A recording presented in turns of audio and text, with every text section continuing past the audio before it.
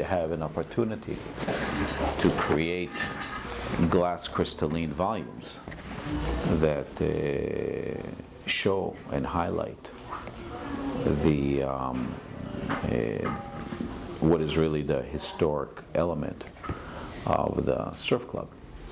And the historic element of the surf club, when we first envisioned it and took it to the Historic Preservation Board in Dade County,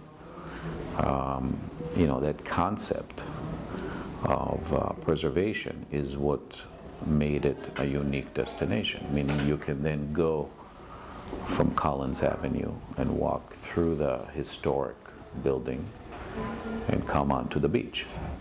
And once you have the strong idea, then you can bring people, like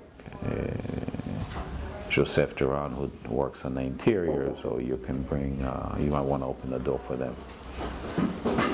Or you can bring in Four Seasons, because then it's a destination that is very unique. You can see the sketches just from March 3rd, 2013. Wow. So. With a Sharpie? Looks like a Sharpie. Yeah. On a white linen cloth. And the original is with the surf. But so when we first came up with the design and the vision and the idea, then Nadim said, Kobe, who should we bring on as a brand name to create attention to Surfside? Because we're not Miami Beach, and we're certainly not Bell Harbor. So I said to him, I did a project a few years back in 2006 with Richard Meyer that never went anywhere, called the Beach House. And since the buildings are all glass crystalline, wouldn't it be nice if we bring Richard back to join us on this? So after we got the approval in the city and the Historic Preservation Board, then we brought Richard Meyer,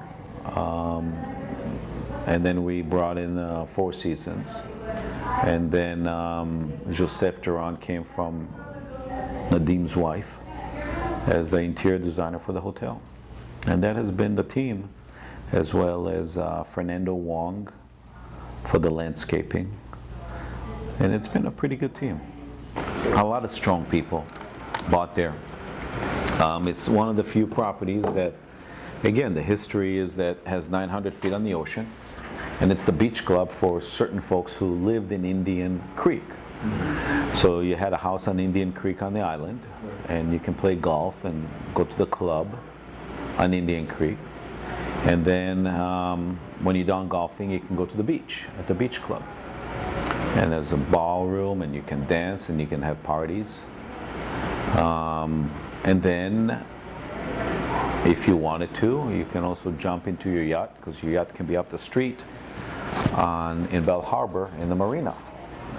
And that was a key location to keep your yacht, because you can jump into your yacht you can party Friday night and Saturday, and then Sunday morning you can jump into your yacht and take it right there as Government Cut in Bell Harbor, and take a little cruise down to Havana for a night out or a little gambling, because back then in 1929 there was a prohibition, and so gambling and liquor, you can do that in Havana and then come back.